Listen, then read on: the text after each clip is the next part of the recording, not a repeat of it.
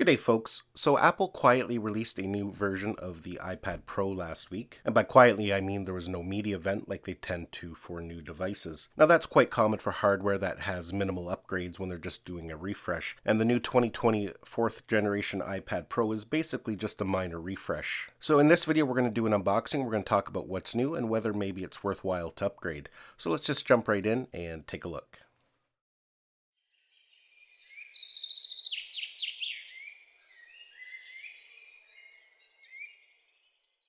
So as stated, Apple released this last week, and they are shipping today. And for most people, you can only get them shipped to your house because of what's going on right now. Most Apple retail locations are closed. So this one here is the 12.9-inch version of the iPad Pro. Again, they have it in the 11-inch version. Now, the upgrades to it are quite minimal. It keeps the same form factor, but there are some significant ones that some people might find interesting. So we'll kind of go over them as we go along. But let's do an unboxing first, and we'll take a look at it.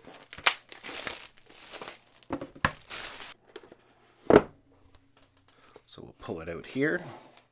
You can see here it has the standard Apple wrapping on it. When we flip it over here, you can see one of the new upgrades on the iPad Pro. We now have two cameras. They've added a wide-angle camera, and we now have a LiDAR scanner. The LiDAR scanner is mainly used for AR applications. Now, that's something that a lot of people will make good use of. Myself, not really. I don't really do a lot with AR. Not at this point anyways. That could change over the coming months and years as it becomes more mainstream. Let's open it up here.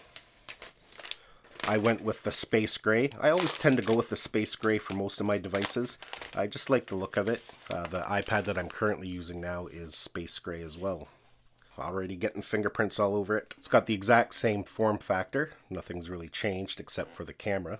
They have upgraded the microphones, and we'll do a quick audio test too here before we close out this video. So also in the box here, we have our literature, stickers, and everything in that package there. We have the standard USB-C charger and a USB-C cable. So here we go here, it's all set up. I just did a quick setup just for the sake of this video. I'll go through later and transfer over all my data and content. So let's talk about what's new and whether it's a worthwhile upgrade.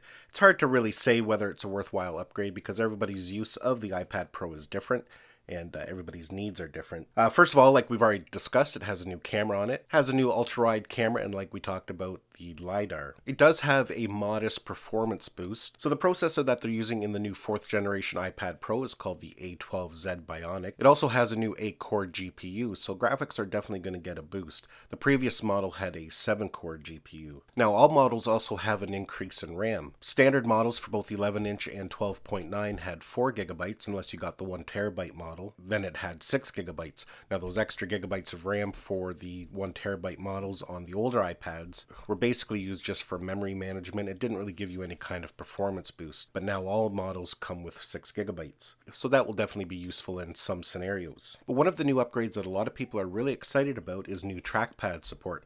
Unfortunately, I can't demonstrate that in this video. I will have one coming up shortly. But basically, you now have full cursor support with an iPad Pro, and you can use a trackpad or a mouse. Now, just to be clear, that is across to all iPads. Yesterday, Apple released the 13.4 iOS update, and that update added support to all iPads, even older ones. If you have last year's model, you'll be able to use that feature just the same. But what they are introducing for the new iPad Pro is a new Magic Keyboard.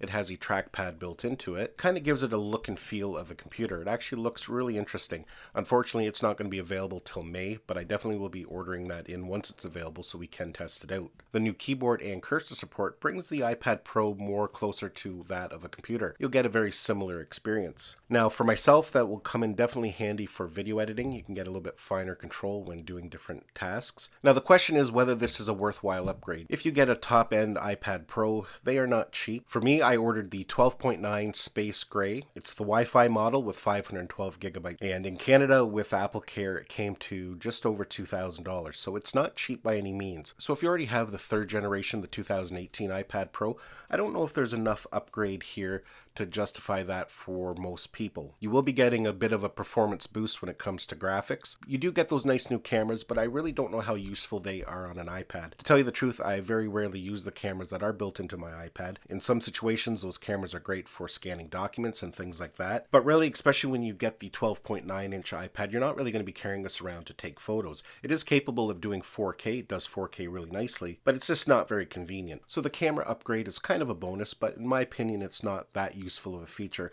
Not the way I use my iPads anyways. Now for me, I decided to upgrade because I am a heavy iPad user. If you're a regular to my channel, you're probably aware that I use an iPad to edit all my videos, both for my YouTube channel, personal, and for some clients. I gave up editing on a traditional laptop or computer a few years back, and for me, it was the best move. I edit all my videos in LumaFusion, and I can pretty well do everything I need to in that app. I spend very little time on a regular computer now. Everything I do that I need to do to run my business, I do on my iPad. And that includes writing blog posts for my website, updating it, editing photos, editing videos. It's just a much more enjoyable experience on an iPad, and it's much more portable. For my previous iPads, I haven't had any keyboards that I've attached to it, but I do plan on getting the Magic Keyboard like I stated. That's definitely going to up my productivity when it comes to typing articles and even maybe doing some video editing. So that is the new iPad Pro, and unfortunately I had to order a new Smart Folio because the camera is different. My old Smart Folio would not work with it, which is unfortunate because in Canada these things are $129,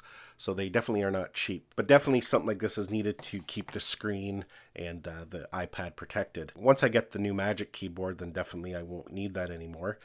Seems like kind of a waste of money just to use for a few months, but what else can you do? Now, if you're interested in the iPad Pro, make sure you stay tuned to my channel. I do have some other test videos that I will be conducting with it, mainly to do with video editing. I'm going to be doing some testing to see if there's any improvement when editing video, both when scrubbing through both large 4K files and when rendering 4K files. So definitely stay tuned for that. Anyways, folks, like I said, just a quick little video unboxing and talking about the new iPad Pro. Thanks a lot for watching. Give this video a thumbs up if you enjoyed it. Don't forget to subscribe to my channel so you don't miss any of our upcoming videos, and we'll see you in the next one.